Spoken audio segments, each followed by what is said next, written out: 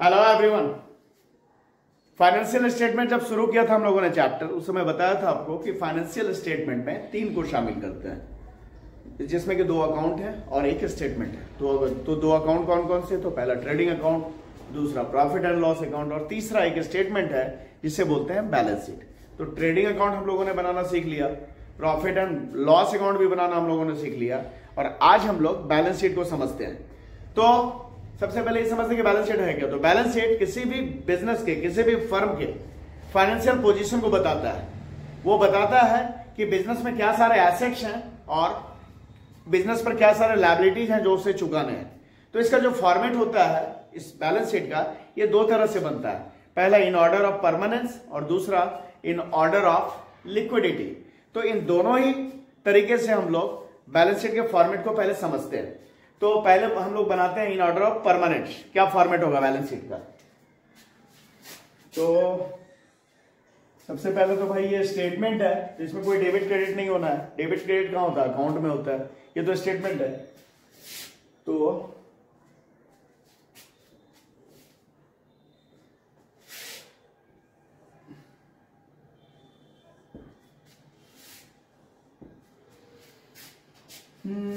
यहां पे लिख देंगे बैलेंस शीट ऑफ, जिस फर्म का रहेगा उसका नाम, एज एट जिस डेट को बन रहा है वो डेट डाल देंगे, है ना। ये साइड हो गया कैपिटल एंड लायबिलिटीज, और ये अमाउंट का कॉलम रुपए का सिंबल दे दिया। और ये हो गया दूसरा साइड, राइट साइड में एसेट्स एंड प्रॉपर्टीज। यहां पे ये अमाउंट का कॉलम, यहां पे रुपए का सिंबल दे दिया। ठीक है। अब अगर इन ऑर्डर ऑफ परमानेंस हम बना रहे हैं तो सबसे पहले क्या दिखाएंगे भाई?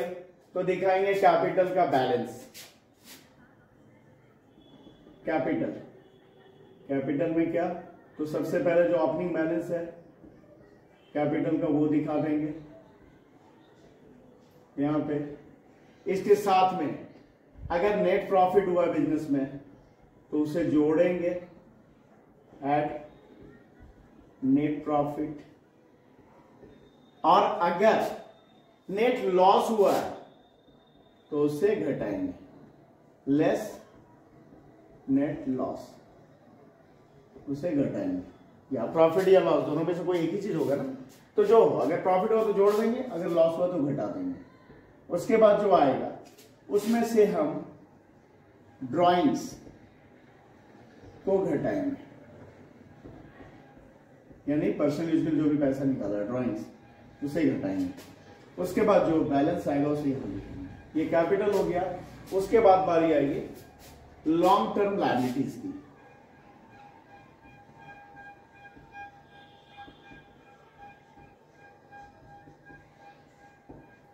लॉन्ग टर्म लायबिलिटीज, उसमें क्या रहेगा? तो उसमें लोन, जो भी लॉन्ग टर्म लायबिलिटीज है या बैंक लोन, सिक्योर्ड लोन, जो भी है वो सारा दिखाएंगे। ठीक है। और इसके बाद बारी आएगी करंट लायबिलिटीज की।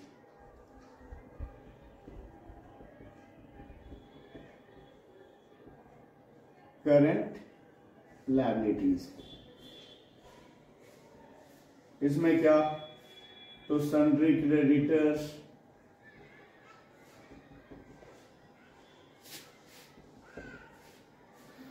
बिल्स पेएबल,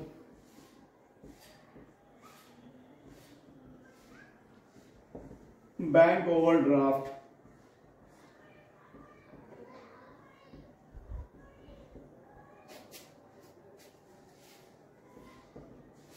ये सारा, या और भी कोई करंट लायबिलिटी हो। लिस्ट बहुत सारा हो सकता है करंट लायबिलिटी का या लॉन्ग टर्म लायबिलिटी का, पर एक जो आमतौर पे रहता है सवाल में वो हमने करके दिखाया है, जैसे कि बैलेंस शीट का कंसेप्ट हमें समझ में आ जाए।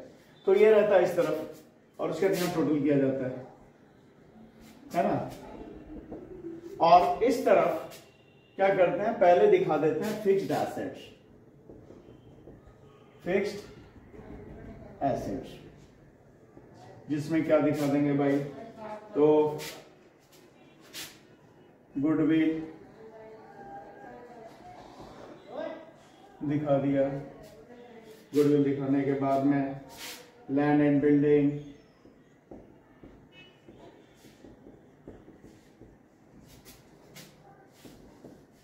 प्लांट एंड मशीनरी,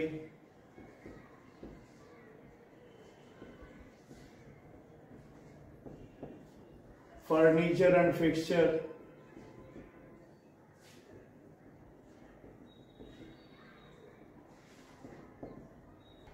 इसके बाद इन्वेस्टमेंट। तो ये सारा फिक्स्ड एसेट्स में। उसके बाद करंट एसेट्स। करंट एसेट्स में cash in hand,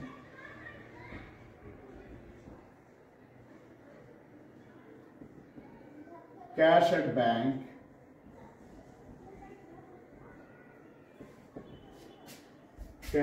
bills receivable,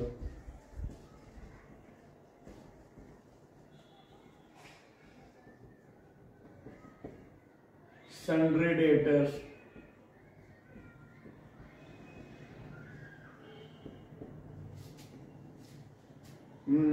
closing stock,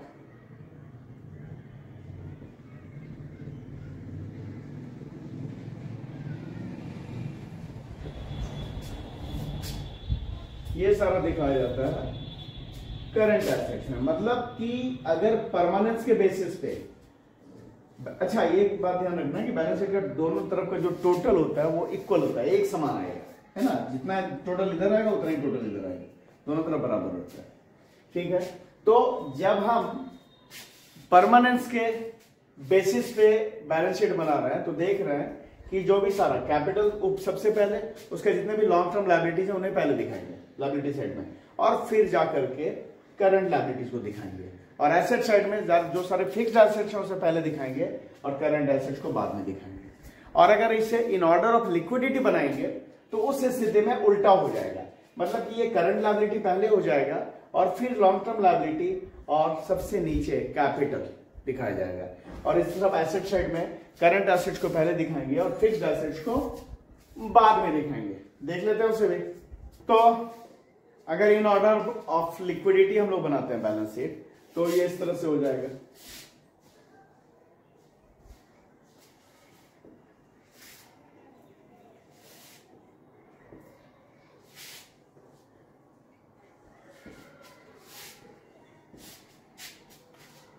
हाँ, वही बैलेंस शीट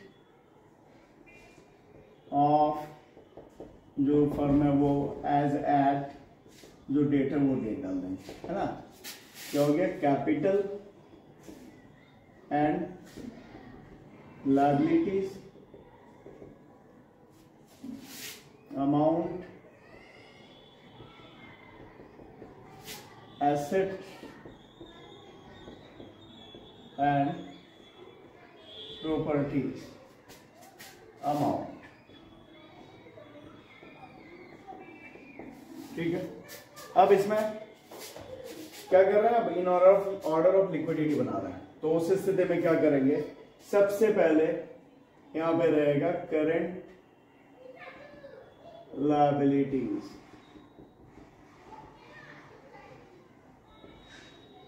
जिसमें कि क्या भाई, तो बिल्स पेएबल,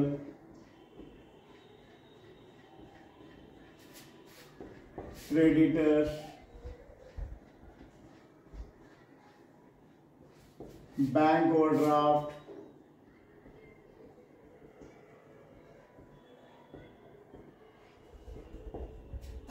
और आमतौर पे यही सारा मिलेगा। और फिर उसके बाद में बारी आएगी लॉन्ग टर्म लायबिलिटीज की, लॉन्ग टर्म लायबिलिटीज, जिसमें लोन दिखा दिया, अदर लोन्स, या जो भी बैंक लोन, जो भी लॉन्ग टर्म लोन है जो कि एटलीस्ट साल भर के बाद लौटाना है, वो सारा कर्जा, वो सारा लोन, उसे लॉन्ग टर्म में दिखा देंगे। उसके बाद में आएगी बारी कैपिटल, तो कैपिटल में ओपनिंग बैलेंस जो कैपिटल का है वो उसके साथ में ऐड करेंगे, अगर नेट प्रॉफिट हुआ है तो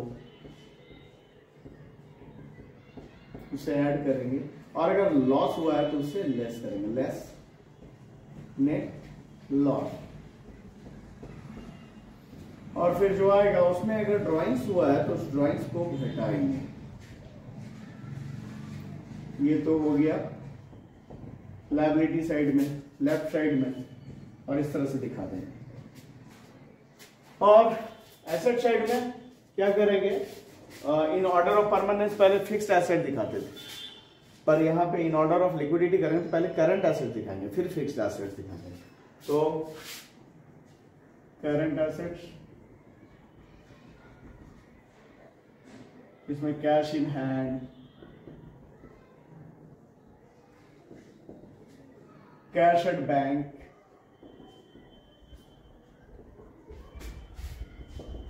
कैश इन हैंड हो गया, कैश एट बैंक हो गया, बिल्स रिसीवेबल,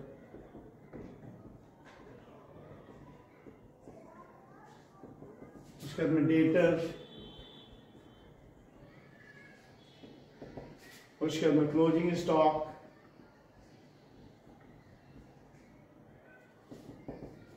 उसके बाद अगर शॉर्ट टर्म इन्वेस्टमेंट है तो करंट एसेट्स में दिखाएंगे इन्वेस्टमेंट शॉर्ट टर्म। पिछले वाले बैलेंस शीट में मैंने नहीं दिया था, नहीं डाला था। शॉर्ट टर्म इन्वेस्टमेंट या टेम्पोररी इन्वेस्टमेंट लिखा तो वो करंट एसेट्स ही है। केवल इन्वेस्टमेंट है या लॉन्ग टर्म इन्वेस्टमेंट लिखा है तो वो फिर फिक्स्ड एसेट्स का पार्ट, ठीक है। तो ये शॉर्ट टर्म है तो यहाँ पे। उसके बाद बारी आती है फिक्स्ड एसेट्स, तो फिक्स्ड एसेट्स दिखा देंगे। उसमें क्या भाई, तो goodwill, land and building,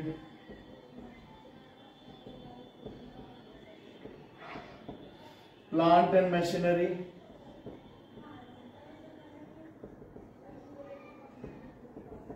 furniture and fixture, ये इस तरह से हो जाता है।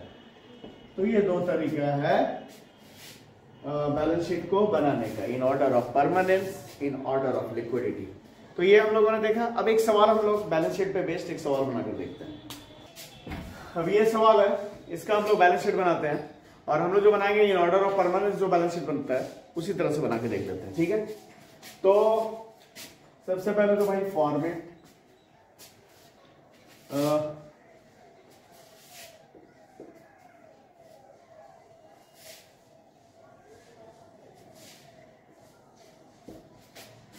क्या बैलेंस शीट, ठीक है। कैपिटल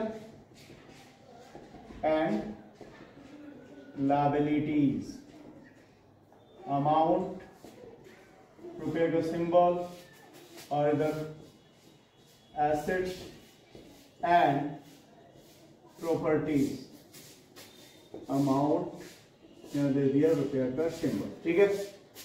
तो इन ऑर्डर ऑफ परमानेंस बनाएंगे तो भाई सबसे पहले क्या दिखाना है हमें दिखाना है कैपिटल।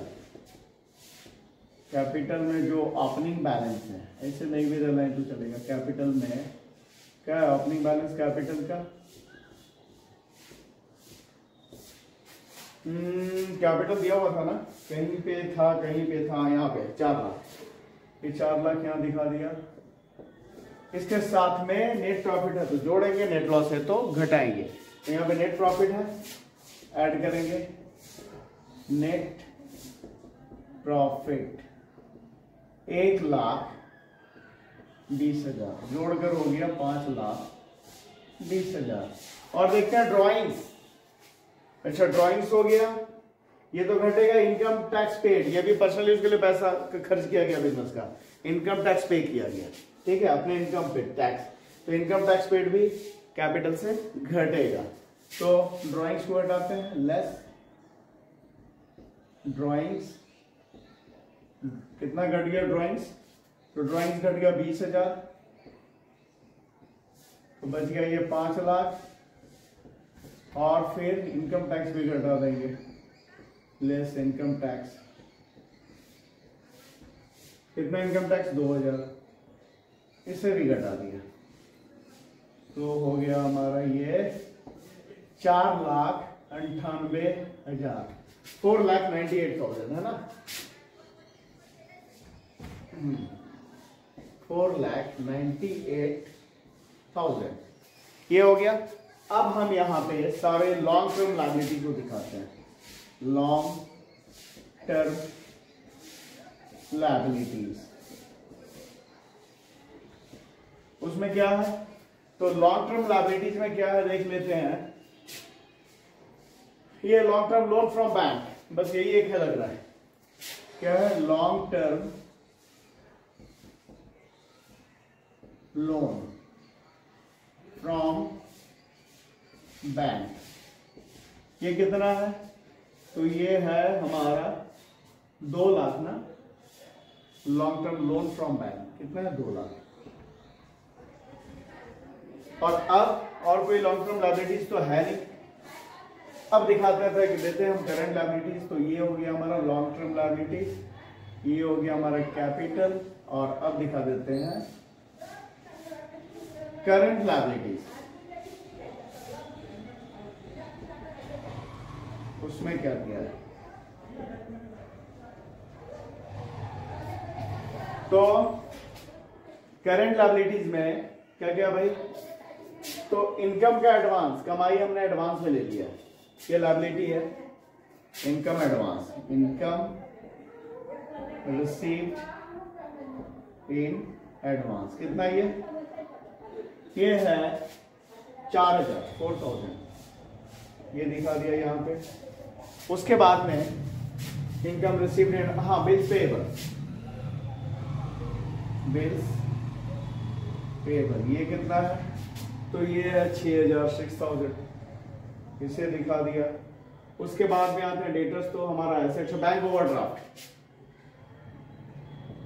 बैंक ओवरड्राफ्ट ये है 20,000 ये दिखा दिया।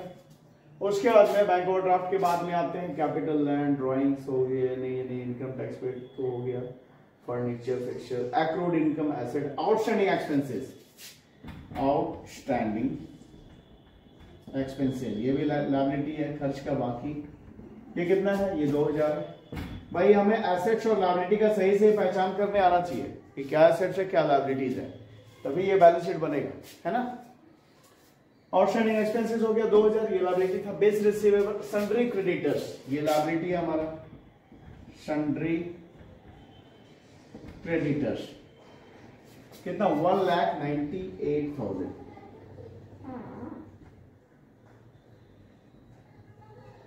उसके बाद में आते हैं सन्ड्री क्रेडिटर्स हो गया। उसके बाद में और कोई लायबिलिटी नहीं है, तो ये हो गया इस तरफ। अब इधर एसेट साइड में देखते हैं, क्योंकि on the basis of permanence बना रहे हैं, तो क्या करेंगे? इधर में कैपिटल पहले दिया, लॉन्ग टर्म लायबिलिटी दिया, फिर करंट लायबिलिटी दिया। इधर पहले फिक्स्ड एसेट देंगे, फिर करंट एसेट डालेंगे। तो फिक्स्ड एसेट्स, फिक्स्ड एसेट्स में देखते चलते हैं क्या क्या है। तो plant and machinery, plant and machinery 2 lakh, ठीक है। उसके बाद में आते हैं और फिक्स्ड एसेट्स क्या है? ये डेटर्स वगैरह तो करंट एसेट्स में आएगा। लैंड कितने का? 2 लाख का है ना, 2 लाख। उसके बाद में लैंड के बाद में हो गया furniture and fixture 40,000, furniture and fixture 40,000। उसके बाद में है इन्वेस्टमेंट, और क्या? गुडविल है, बिल्डिंग है, पहले बिल्डिंग डाल देते हैं। बिल्डिंग कितने का है? 2 लाख का। और फिर क्या बताया? गुडविल है, गुडविल को दिखा लेते हैं। गुडविल कितना है? गुडविल है 20,000, 20,000। उसके बाद में इन्वेस्टमेंट है, ये भी 20,000 है, इसे दिखा।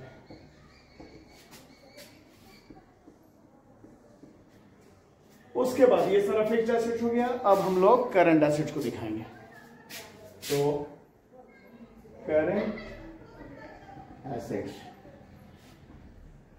इसमें सबसे पहले कैश इन हैंड अगर है तो भाई कैश इन हैंड तो शायद था, कैश इन हैंड,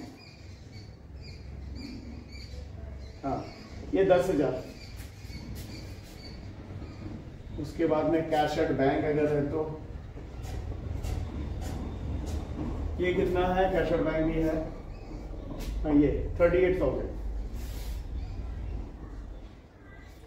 उसके बाद में अब सारा दिखाते हैं प्रीपेड एक्सपेंस। एक्सपेंस एडवांस में हमने पे कर दिया, तो ये हमारा एसेट है, करंट एसेट, प्रीपेड एक्सपेंस कितना है? ये है 2,000। उसके बाद में आते हैं सन्ड्री डेटर्स, ये भी हमारा asset, current asset, sundry debtors, ये कितना है? तो ये है 2 लाख।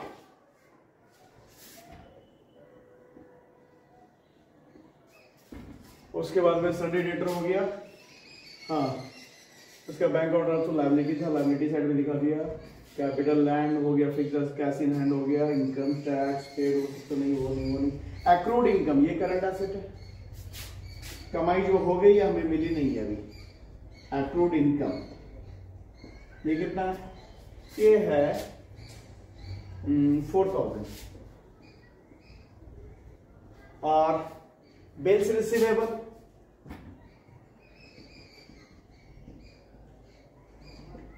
कितना है भाई? तो बिल्स रिसीवेबल 4,000, 4,000। उसके बाद में आते हैं इन्वेस्टमेंट तो हो गया, बिल्डिंग, गुडविल, ये सारा, हाँ क्लोजिंग स्टॉक 1,70,000।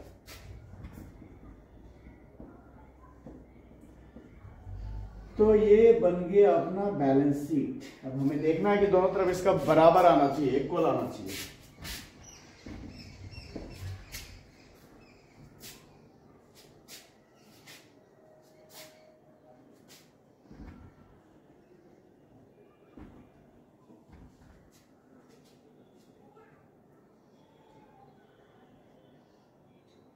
$9,28,000, 9,28,000 उस तरफ, और यही टोटल इस तरफ भी आना चाहिए।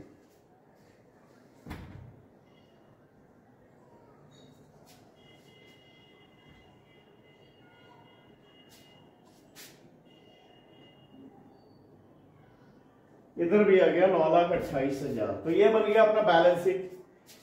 तो इस वीडियो में इतना ही। अगर वीडियो पसंद आया तो इसे लाइक करें, चैनल को सब्सक्राइब करें। Thank you.